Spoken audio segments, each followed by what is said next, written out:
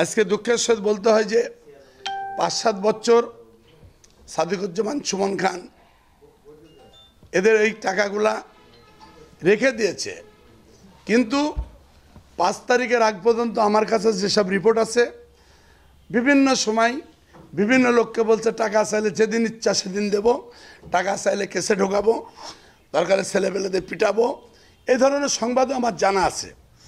৫ তারিখের পরে হয়তো যারা পাওনাদার একটা মানুষ টাকা চাইতে পারে, তার তথ্য আমি শুনলাম তার ম্যানেজার বা অন্যান্যর কাছে যে টাকা জন্য তাগিদ করতে গেছে, তার বাপ চাচার কাছে গেছে, আত্মীয় স্বজনের কাছে গেছে, প্রতিষ্ঠান তার কন্টিনিউ চলতেছে, হয়তো তাদেরকে বলছে যে ভাই আমরা টাকাটা যাতে পাই তাগিদ দেওয়ার জন্য আপনারা একটা প্রতিষ্ঠান চালাচ্ছেন, একটা টাইম নিয়ে সরে যান, তাহলে হয়তো বা সে সতর্ক হয়তো আমাদের পাওনার টাকাটা দিয়ে দেবে। কিন্তু তা না করে টাকা তো দেয় নাই, বিভিন্ন সময় একবার বলছে বিল পেলে দেব, একবার সময় বলছে জমি বেচে দেব, বিভিন্ন অজুহাত দিয়ে একের পর এক প্রতারণা করে যাচ্ছে ৫-৭ বছর ধরে।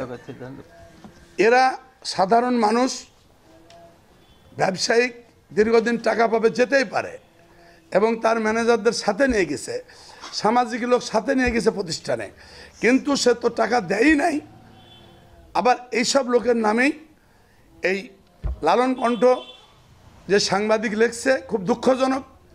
এরা কি সন্ত্রাসী না চাঁদাবাজ?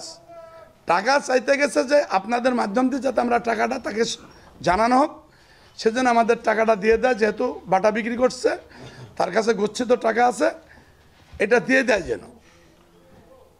আমি তীব্র নিন্দা জানাচ্ছি এই ধরনের মিথ্যা তথ্য প্রকাশ করার জন্য। আমরা মনে করি একজন সাংবাদিকের কাজ সত্য, সে যে বড় যত শক্তিশালী হোক না কেন, সত্য কথা যে তুলে ধরবে সে হলে সঠিক সাংবাদিক আমরা মনে করি। ৫ তারিখের পর বহুত বাহনা করছে, বহুত প্রতারণা করছে, শুধু এই ইটভাটা সেকশন না, কলেজ, এমনকি বাইরের থানা, বিভিন্ন লোকের কাছে চাকরি বাকরির নামে হয়তো 10-20 কোটি টাকা তার কাছে অবৈধভাবে জোরে করে রেখে দিছে। হয়তো ভয় অনেকে বলে নাই, অনেকে বলার চেষ্টা করতেছে।